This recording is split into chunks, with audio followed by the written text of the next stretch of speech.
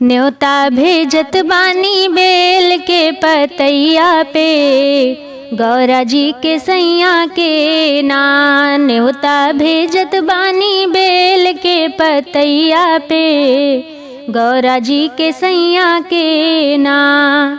एक और लिख ली राम राम, एक और लिख ली घन श्याम, एक और लिख ली राम राम, एक और लिख ली घन श्याम। बिचवा लिखी दिहली नाम देवी मैया के, गौरा जी के सैया के ना।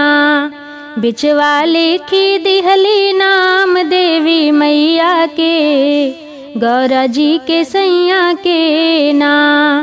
न्योता भेजत बानी बेल के पतैया पे, गौरा जी के सैया के ना।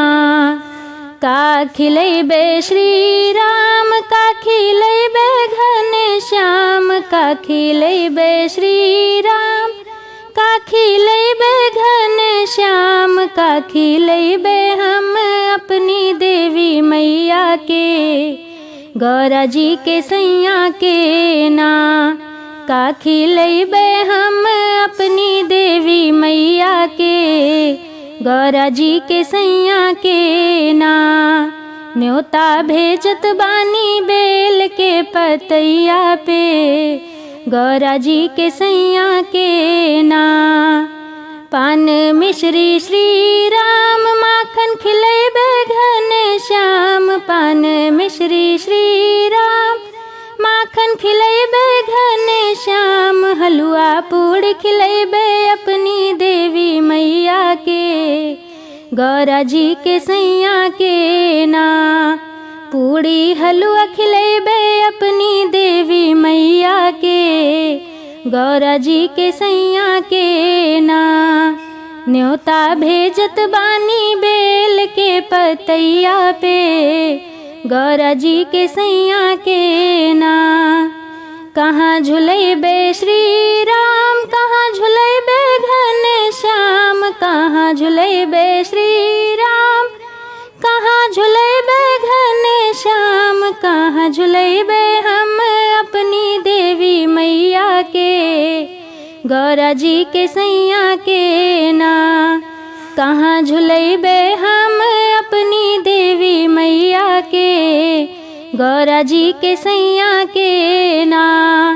न्योता भेजत बानी बेल के पतैया पे, गौरा जी के सैया के ना। आम के डारी श्री राम, कदम डारी घन श्याम, आम के डारी श्री राम, कदम डारी घन श्याम। निमिया डरिया झुलौबे अपनी देवी मैया के, गौरा जी के सैया के ना। निमिया डरिया झुलौबे अपनी देवी मैया के, गौरा जी के सैया के ना। न्योता भेजत बानी बेल के पतैया पे, गौरा जी के सैया के ना। कवन फल दई है श्री राम, कवन फल दई है घन श्याम, कवन फल दई है श्री राम, कवन फल दई है घन श्याम, कवन फल दई है हमारी देवी मैया जी, गौरा जी के सैया के ना। कवन फल दई है हमारी देवी मैया जी, गौरा जी के सैया से ना।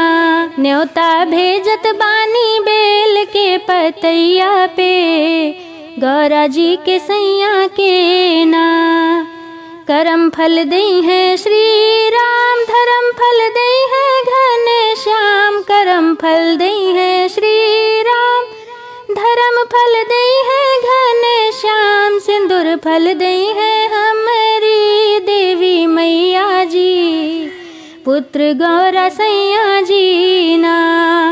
सिंदूर फल दई है हमारी देवी मैया जी, पुत्र गौरा सैया जी ना। न्योता भेजत बानी बेल के पतैया पे, गौरा जी के सैया के ना। गौरा जी के सैया के ना, गौरा जी के सैया के